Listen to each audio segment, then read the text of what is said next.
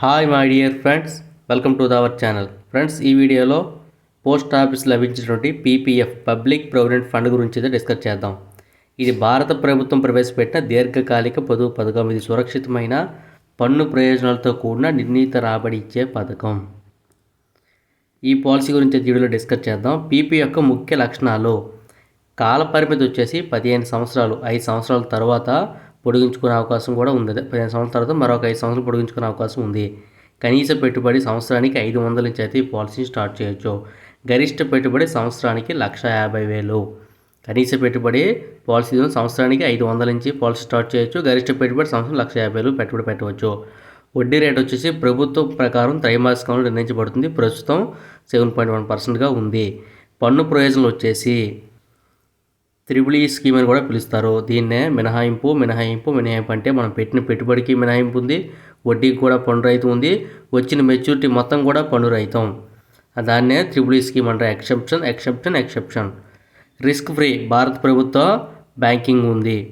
పాక్షిక ఉపసంహరణ 7వ సంవత్సరం నుండి అనుమతి ఉంది. అంటే పార్షియల్ విత్డ్రాల్, కొంత అమౌంట్ విత్డ్రాల్ చేయడానికి 7వ సంవత్సరం అనుమతి కలిగించారు. లోన్ సదుపాయం 3వ సంవత్సరం నుండి 6వ సంవత్సరం మధ్యలో అందుబాటులో ఉంది.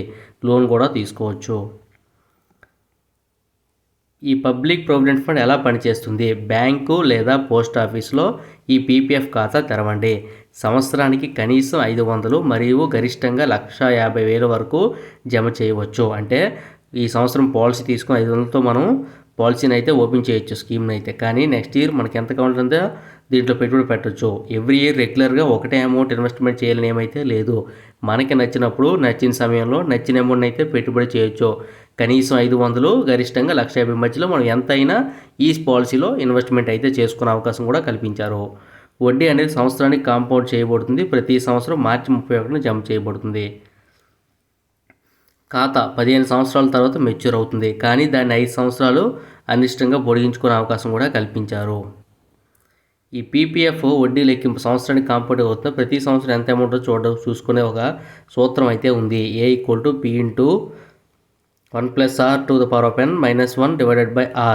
ఇందులో A అంటే మెచ్యూరిటీ మొత్తం, మనకు వచ్చే total amount policy company. P అంటే సంవత్సరానికి జమ, సంవత్సరానికి మీరు ఎంత అయితే జమ చేస్తారో.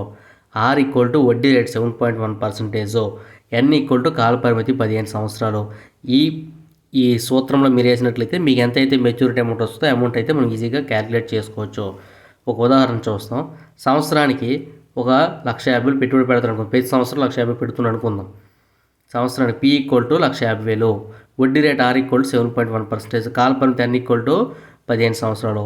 ఈ లెక్కింపు సూత్రం వేస్తే A 1,50,000 ఇంటూ 1+R అంటే 7.1 అంటే 7.1 కదా, 0.071 N అంటే కాల పరిమితి 15 -1/0.071 కొడితే మనకి 40,50,000 రావడం అయితే జరిగింది. అంటే సంవత్సరానికి 1,50,000 అంటే నెలకు 12,500 వేస్తే ఆ విధంగా వస్తుంది. మొత్తం పెట్టుబడి 22 లక్షలు, వచ్చిన వడ్డీ వచ్చేసి 18 లక్షలు రావడం అయితే జరుగుతుంది. ఉదాహరణ 2లో నెలకు 12,500 జమ చేసి నెలకు ప్రతి నెల మనం ఇన్వెస్ట్మెంట్ చేస్తే సంవత్సరానికి ఎంత అవుద్ది? 1,50,000. సేమ్ అమౌంట్ రావడం జరుగుతుంది. అంటే ప్రతి నెల ఇన్వెస్ట్మెంట్ చేయొచ్చు. ఇందులో సంవత్సరానికి ఒకసారి ఇన్వెస్ట్మెంట్ చేయొచ్చు, మన ఇష్టం అది. ప్రతి నెల ఒకటే సేమ్ అమౌంట్ ఇన్వెస్ట్మెంట్ చేయలేదు. ఈ నెల ఇద్దరు 10,000 ఉంటే 10,000 ఇన్వెస్ట్మెంట్ చేయొచ్చు.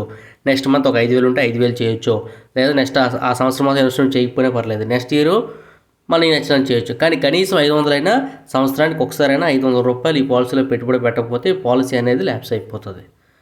ఉదాహరణ 3 చూద్దాం. అసమాన జమలు అంటే ఒక్కొక్క సంవత్సరం ఒక్కోలాగా.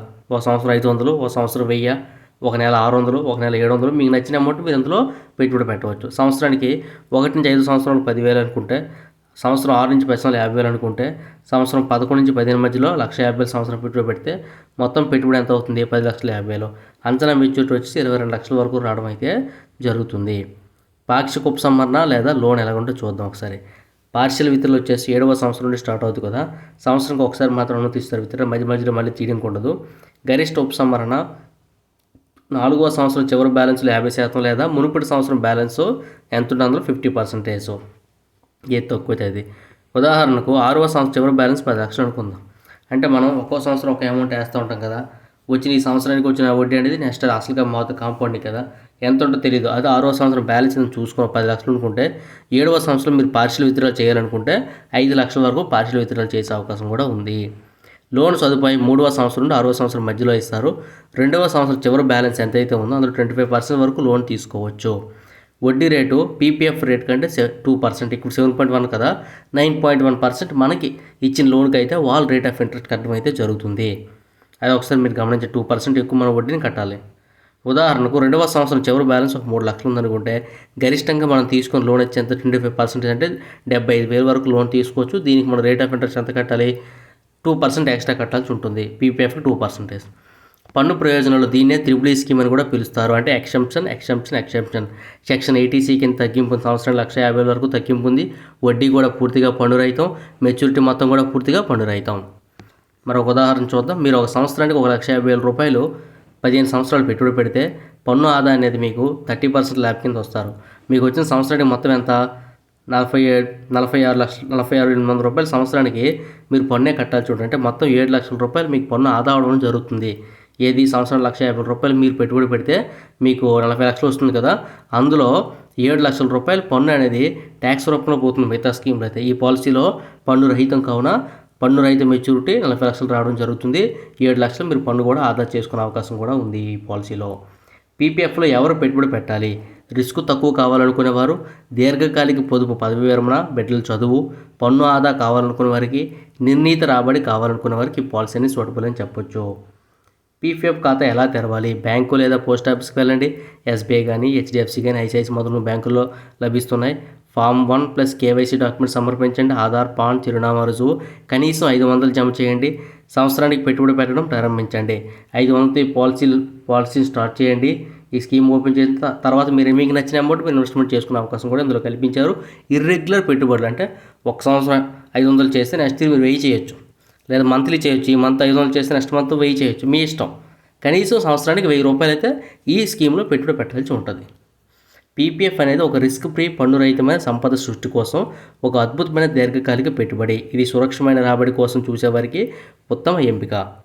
అంతే ఫ్రెండ్స్, మరొక సరికొత్త అప్డేట్తో మళ్ళీ ముందుకు వస్తాను. అప్పటి వరకు thank you so much for watching.